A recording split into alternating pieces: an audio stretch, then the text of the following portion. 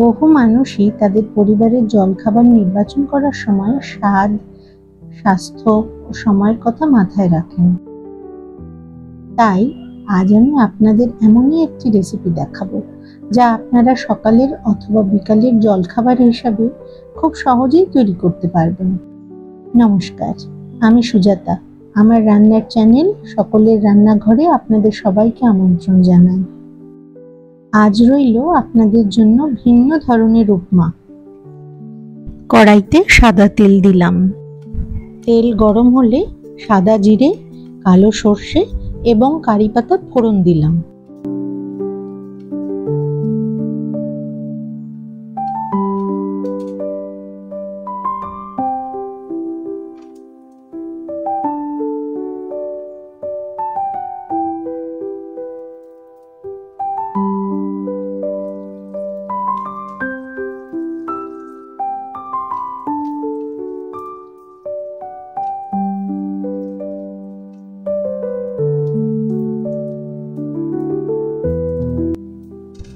ফোড়নটা ভালো করে ভাজা হয়ে গেলে আমি বাদাম এবং পেঁয়াজ কুচি দিয়ে হালকা করে ভেজে নেব।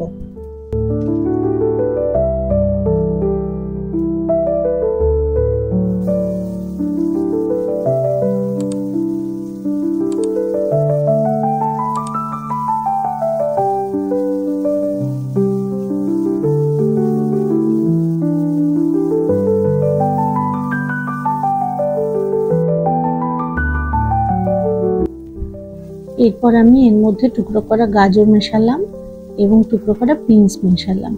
হালকা করে এবার ভেজে নেব।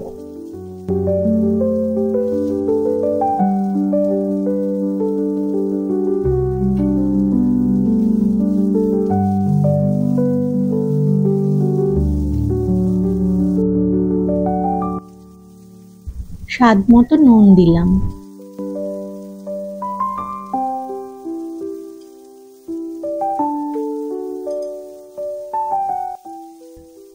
এবার আমি মেশাচ্ছি সবজি মশলা এবং গোলমরিচ গুঁড়ো। আপনারা আপনাদের স্বাদ মতো যতটা প্রয়োজন হয় ততটা মশলা ব্যবহার করতে পারেন।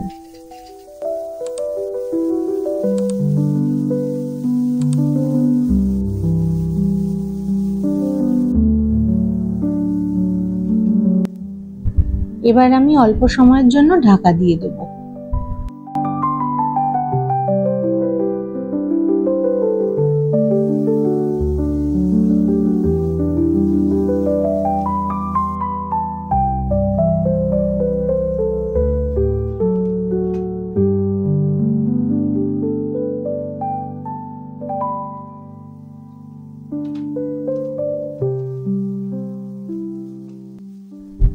এক দু মিনিট পর আমি ঢাকনা খুলে কড়াইশুঁটি মেশালাম। এখন যেহেতু টাটকা কড়াইশুঁটি পাওয়া যায় না, তাই আমি ফ্রোজেন কড়াইশুঁটি ব্যবহার করেছি।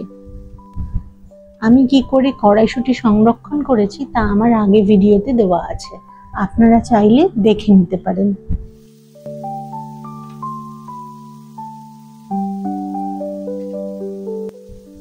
এবার একটু কাঁচা লঙ্কা কুচি মেশালাম আর কয়েকটা গোটা লঙ্কাও দিলাম।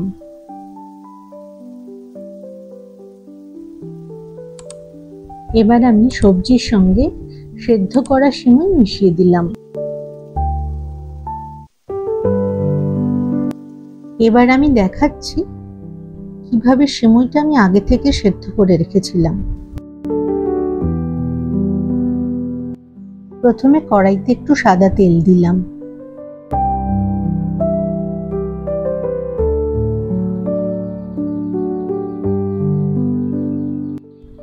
এরপর ওই তেলের সঙ্গে 1 চামচ ঘি মেশালাম।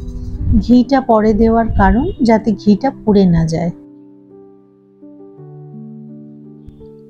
এরপর আমি এর মধ্যে সিমই দিয়ে হালকা করে ভেজে নেব।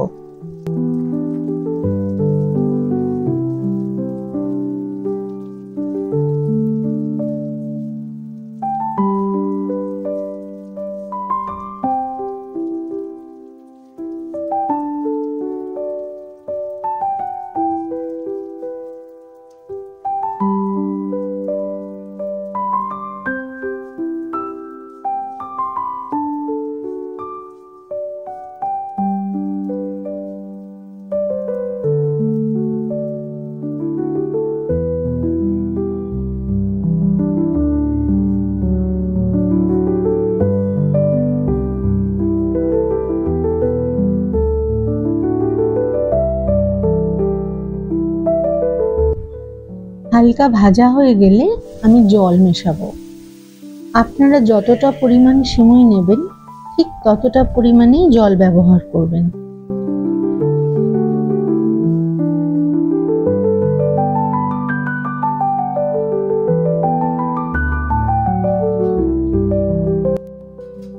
একটু চাপা দিয়ে দিলাম। এখন সিমুইটা জড়িয়ে জড়িয়ে গেছে, কিন্তু যখন এটা ঠান্ডা হয়ে যাবে তখন একদম ঝরঝরে হয়ে যাবে।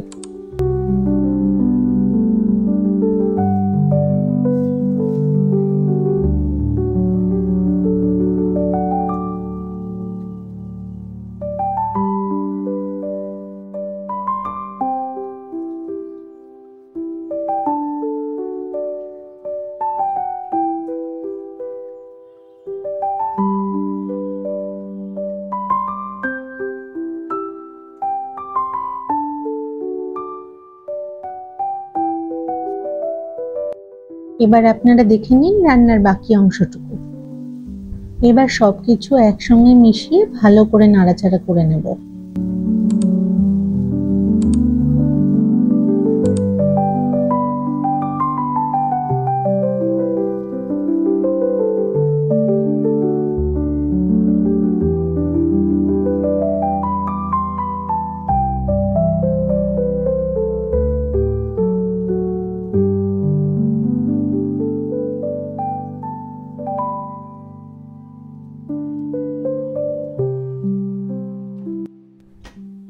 একটু চাপা দিয়ে দিলাম।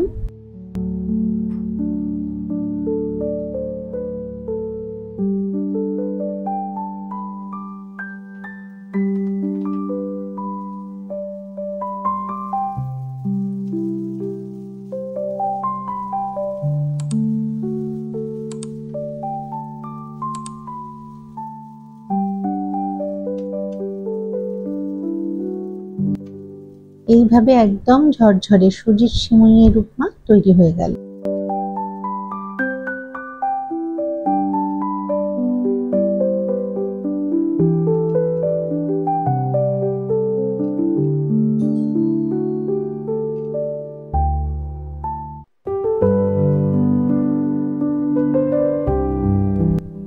তাহলে আজ এই পর্যন্তই।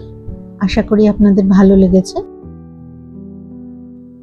ভালো লাগলে লাইক শেয়ার করে পাশে থাকবেন। সবাই ভালো থাকবেন। আজ তাহলে আসি।